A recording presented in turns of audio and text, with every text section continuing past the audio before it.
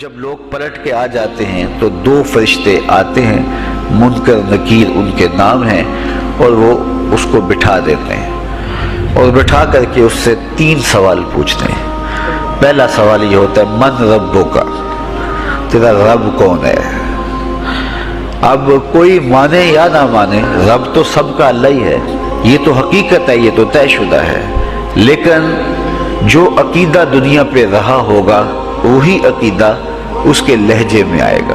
تو اگر ہم اپنے رویے سے، اپنے عمل سے، اپنے عقیدے سے واقعی اللہ کو رب مانتے ہیں تو پھر قبر میں جب سوال ہوگا من ربک، تیرا رب کون ہے، تو پھر کبھی بھی جواب دیتے جھجک محسوس نہیں ہوگی۔ بندہ عرض کرے گا رب اللہ، میرا رب اللہ ہے۔ دوسرا سوال قبر میں یہ ہوگا کہ ما دینوں کا، تیرا دین کون سا ہے؟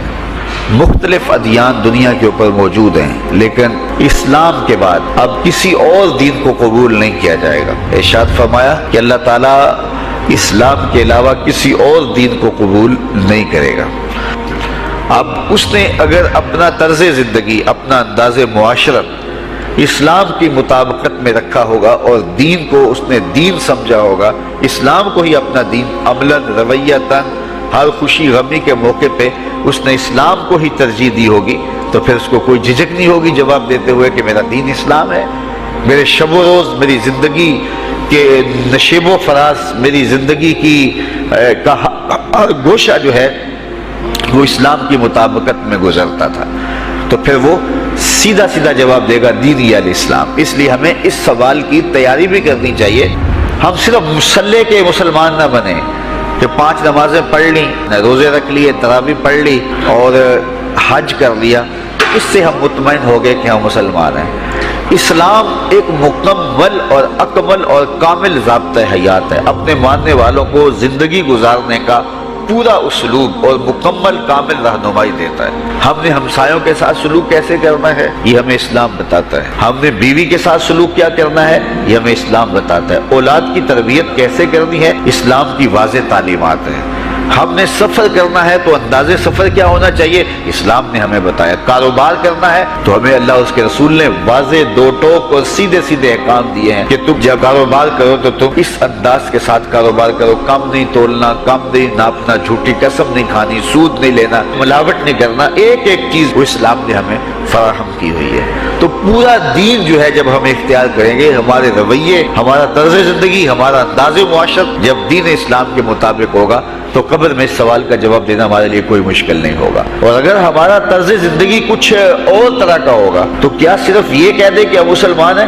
یہ تو پھر ایک کافر بھی کہہ سکتا ہے کہ میرا دین اسلام ہے، ایک منافق بھی کہہ سکتا ہے کہ میرا دین اسلام ہے، لیکن ایسا نہیں ہوگا۔ جو ہماری کیفیت قلب ہوگی قبر میں اس کا جواب اس کی مطابقت میں آئے گا۔ یہ کافر جواب نہیں دے سکے گا کہ میرا رب اللہ ہے، کیونکہ وہ عمل سے، رویے سے اب اس کو اپنا رب نہیں مانتا ہے، تو حقیقتاً تو اس کا رب اللہ ہے، لیکن وہ یہ جواب نہیں دے پائے گا۔ اسی طرح جو شخص اپنے طرز زندگی کے اندر اسلام کو داخل نہیں کر چکا ہے اور اسلام کو اس نے اپنا ہادی رہنما نہیں بنایا ہے، تو وہ قبر میں اس سوال کا جواب کیسے دے سکے گا کہ میرا دین اسلام ہے، چونکہ اس کا رویہ، اس کا طرز زندگی اور اس کا انداز معاشرت ایسا نہیں رہا ہوگا۔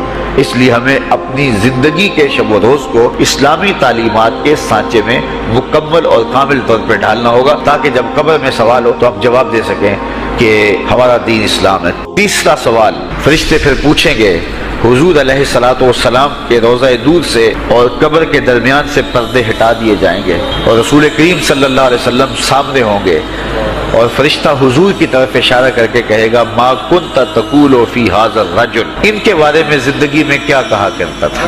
تو یہ حضور علیہ الصلوۃ والسلام سامنے ہوں گے اور یہ سوال پوچھا جائے گا۔ اب ابو جہل سے پوچھا جائے گا ما کنت تقول فی ھذا الرجل، تو وہ کہے گا ہے ہاتھ لا ادری، ہائے افسوس میں نہیں جانتا یہ ہیں کون۔ ابو لہب سے پوچھا جائے گا، وہ کہے گا ہے ہاتھ لا ادری، ہائے افسوس میں نہیں جانتا یہ کون ہے۔ اچھا جانتا نہیں تو پتھر کس کو مارتا تھا، جانتا نہیں تو گڑے کس کی راہوں میں کھدواتا تھا، جانتا نہیں تو اوجریاں کس کے اوپر ڈلوایا کرتا تھا، آنکھیں پھاڑ پھاڑ کے تو ساری زندگی دیکھتا رہا، لیکن آج ابو جہل قبر میں اترا، حضور کی صورت نورانی سامنے ہے اور پوچھا گیا کہ یہ کون ہے، یہ نورانی چہرے والے کون ہیں؟ تو ابو جہل کہتا ہے ہائے افسوس میں نہیں جانتا یہ کون ہے. اور 14 صدیاں گزرنے کے بعد ایک مومن لحد میں اترتا ہے اور پردے ہٹا دیے جاتے ہیں اور منکر نکیر سوال کرتے ہیں عامر چیمہ بتا یہ کون ہے. وہ کہتا ہے پیچھے ہٹو پہلے پائے ناز کو بوسہ تو کر لینے دو. میں تو مر کے پہنچا ہوں یہاں اس دل ربا کے واسطے. یہ تو میرے بخت جاگے کہ وہ میری قبر میں آئے. شیخ عبدالحق محدث دہلوی علیہ رحمہ لکھتے ہیں کہ جب سے یہ سنا ہے کہ قبر میں حضور آئیں گے پتہ نہیں موت کہاں مر گئی ہے, جی چاہتا ہے زندہ ہی قبر میں چلے جائیں. تو وہ کہے گا پہلے مجھے پائے ناز کو بوسہ تو کر لینے دو. میں تو زندگی کے بھر میں انتظار ان کا کرتا رہا اور ان کے بارے میں پوچھ رہے ہو یہ کون ہے. تو وہ فوراً جواب دیتا ہے یہ تو وہی میرے آقا و مولا ہیں جن کے لیے ساری زندگی تڑپتا رہا اور ان کی زیارت کی آرزوئیں اور تمنائیں کرتا رہا. اچھا ابو جہل ساری زندگی دیکھتا رہا تو وہ تو جواب نہیں دے پائے گا. وہ کہتا ہائے افسوس میں نہیں پہچانتا یہ کون ہے. ہاتھ لا ادری مجھے نہیں پتا. اور 14 صدیاں گزرنے کے بعد ایک مومن لحد میں اترتا ہے تو وہ فوراً کہتا ہے یہ تو وہی ہیں جن کے لیے زندگی گزار آیا. تو جس نے دیکھا تھا وہ پہچان نہیں سکتا اور صدیوں بعد جو دنیا کے اوپر آیا وہ فوراً پہچان بھی رہا ہے اور پائے ناز کو بوسے بھی کر رہا ہے. تو پھر اس کا کیا جواب ہوگا؟ تو اس کا جواب علامہ اقبال علیہ رحمہ نے دیا. وہ کہتے ہیں قبر میں یہ جو آنکھیں ہیں ان میں تو مٹی پڑی ہوگی, یہ تو بند ہوگی, دل کی آنکھیں کھلی ہوں گی. ابو جہل نے ان آنکھوں سے دیکھا تھا, یہ آنکھیں تو کھلی نہیں ہیں, تو ان سے وہ کیسے پہچانے گا؟ اور دل کی آنکھوں نے حضور کو دیکھا ہی نہیں تھا. اور یہ صدیوں گزرنے کے بعد جو مومن لحد میں اترتا ہے اس کی گو ان آنکھوں نے نہیں دیکھا تھا لیکن مومن کے دل میں حضور ہی بستے ہیں, اس لیے اس کی آنکھوں نے, دل کی آنکھوں نے حضور کو دیکھا اور پہچان لیا. اس لیے کہ دل کی آنکھوں نے حضور پہلے بھی دیکھے ہوئے تھے اور دل آرزو میں مچلتا رہا, اس لیے دل کو پہچاننے میں دیر نہیں لگی. تو وہاں یہ آنکھ نہیں پہچانے گی, یہ آنکھ پہچانے گی. تو حضور علیہ السلام کے حوالے سے جب سوال ہوگا, اگر اس سوال کا جواب نہیں آیا تو پھر جہنم کی کھڑکی کھول دی جائے گی, اور اگر اس سوال کا جواب آیا تو پھر جنت کے دروازے کشادہ کر دیے جائیں گے اور جنت کی ٹھنڈی ہوائیں اس کی قبر میں آ جائیں گی. بلکہ حدیث میں آتا ہے اسے کہا جائے گا کہ نم کنومت العروس, ایسے سو جا جس طرح دلہن سوتی ہے. اور وہاں سے لے کر کے حشر تک کا سفر جو ہے اس کے لیے بہت لمبا سفر نہیں ہوگا.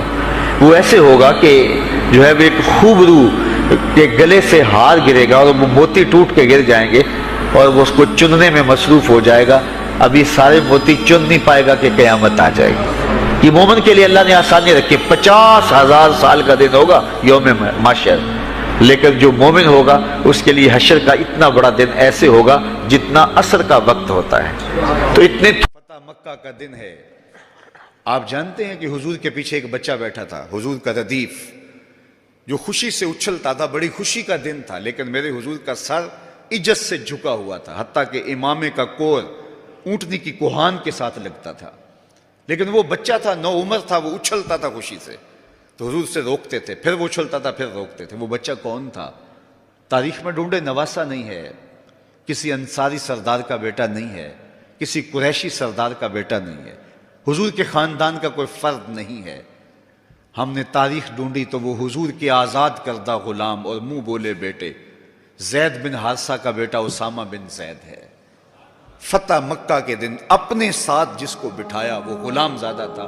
دنیا کو بتایا محمد عربی غلاموں کو عزت دینے آیا ہے. ایک غلام کو یہاں اپنے ساتھ سواری پہ بٹھایا, دوسرے کو کعبے کی چھت پہ چڑھا دیا. بلال حبشی کو کہا یہاں کھڑے ہو کے اذان پڑھو. اللہ اکبر. کہاں بلال مکے کی گلیوں میں ظلم اور جبر, جور اور زیادتی کا شکار ہوتے تھے.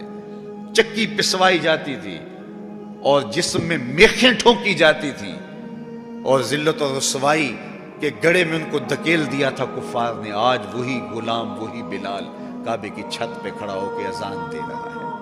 اللہ اکبر. میں یہاں کھڑے ہو کے اذان دوں تو رخ کروں گا قبلے کی جانب, اور جب کعبے کی چھت پہ کھڑا ہوں تو پھر جدھر رخ کروں ادھر ہی تو قبلہ ہوگا. اب بلال اذان دے رہے ہیں, رخ کدھر کیا؟ حضور طواف کر رہے تھے, بلال اذان دے رہے تھے, جدھر جدھر حضور پھرتے وہ بھی رخ پھیرتے چلے جاتے. اقبال بولے اذان ازل سے تیرے عشق کا ترانہ بنی, اذان ازل سے تیرے عشق کا ترانہ بنی, نماز تو اس کی دید کا ایک بہانہ بنی، ادائے دید سراپا نیاز تھی تیری، کسی کو دیکھتے رہنا نماز تھی تیری۔ کیسا رنگ تھا، کیسا جمال تھا، تو وہ طبقے جن کو کوئی پوچھتا نہیں تھا ان کو عزتوں کی مسند پہ بٹھایا۔ غلاموں کو تو بیڑیوں میں جکڑ کے لایا جاتا تھا، انسان کے اوپر حاکم بنا ہوا تھا اور انسان کی تذلیل ہوتی تھی، اور میرے حضور کعبے سے مخاطب ہو کے کہتے ہیں کہ تیری بڑی عزت ہے، لیکن فرمایا کہ مسلمان کی عزت، آبرو اور اس کا خون تیرے سے زیادہ قیمتی ہے۔ یہ سبق دیا، یہ درس دیا تو بھٹکی ہوئی انسانیت کو سراغ زندگی میرے حضور نے عطا کیا۔ تو اس لیے آج میں اور آپ اس کا شکرانہ ادا کرتے ہیں اور اللہ کے حضور لاکھ لاکھ شکر ادا کرتے ہیں کہ ہمیں اس نبی کا غلام ہونے کا شرف اور اعزاز نصیب ہوگا۔ تو پھر ان کی تذکروں اور ان کی محبتوں کی خوشبو بکھیریں گے، ان کے ذکر کی مہک سے مشام ہستی کو کیوں معطر نہیں کریں گے، ان کا تذکرہ نور بھی کریں گے اور ان کے بتائے ہوئے طریقہ کو اختیار کر کے اپنی زندگی کو بھی نور نور کریں گے۔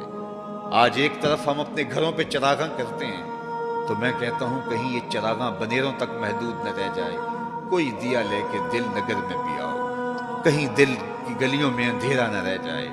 تم گلیوں میں تو جھنڈیاں لگا دی، کہیں دل کی گلیاں ویران نہ رہ جائیں۔ آؤ کوئی جھاڑو لے کے دل کی صفائی بھی کرو، تمہارا اندر بھی ستھرا ہو، تمہارا باہر بھی ستھرا ہو، پھر میرے مصطفیٰ پہ درود پڑھو۔ یاری لا تو پاک نبی سنگ اے پر پوری یاری، پھر درود قبول ہے تیرا لکھ نالوں ایک واری۔ ان کا طرز زندگی روح میں جذب کر لیجئے، ان کے بتائے ہوئے طریقوں کو اپنی زندگی میں اتار لیجئے۔ تو ہم اگر اپنی پہچان حضور کے نام سے کرواتے ہیں اور ہماری ساری پہچان ہے ہی ان کے نام سے، تو پھر ہمارا عمل بھی اس کی گواہی دے، ہمارا رویہ بھی اس کی گواہی دے، ہمارا طرز زندگی بھی اس کی گواہی دے۔ آج بھی اگر اسلام کا دامن پکڑو، وَأَنْتُمُ الْأَعْلَوْنَ إِن كُنْتُم مُؤْمِنِينَ، میرے رب نے وعدہ دیا ہے، کافر لگتے کیا ہیں، تم مومن بن کے دکھاؤ، عزتوں کا تاج تمہارے سر پہ رکھو، لیکن تم تن آسان ہو، تم خواہشات کے بندے بن گئے ہو، آرزوؤں کے غلام بن گئے ہو، اور نعمتیں وہ مانگتے ہو جو بدر اور احد کے صحابہ کو عطا کی گئی۔ کہاں کیسے تمہیں وہ نعمتیں ملیں گی؟ پہلے اپنے آپ کو ثابت تو کرو کہ ہم ان کے اہل ہیں، اور جب اپنی اہلیت ثابت کرو گے تو رحمت کی برکھا برسے گی اور اتنا کرم ہوگا کہ تمہارے دامن تنگ نظر آئیں گے اور تم برستے پھولوں کو سمیٹ نہیں پاؤ گے۔ لیکن افسوس کہ تم طلب وہ کرتے ہو، وہ ایک بڑا معروف جملہ ہے کہ لوگ جو ہے وہ زندگی یزید کی جینا چاہتے ہیں اور موت حسین کی مانگتے ہیں۔ صاحب ایسا نہیں ہوتا، اگر حسین ابن علی جیسی زندگی گزاریں گے تو پھر ان کے مراتب رفیع کا حصہ نصیب ہوگا، لیکن اگر ہم اپنی خواہشات کی زندگی گزاریں گے اور کہیں گے کہ ہم چونکہ مسلمان ہوتے ہیں لہذا ساری نعمتیں ہمیں دی جائیں، ہم جھوٹے ہیں، ہم مکار ہیں، ہم 2 نمبر مال بیچتے ہیں، ہم جو چاہیں کریں، ہم وعدہ خلافی کریں، لیکن ساری عزتیں ہماری جھولی میں ہونی چاہیے، مسلمان جو ہوتے ہیں، لیکن ایسا نہیں ہوتا۔ اس کا وعدہ ہے تم مسلمان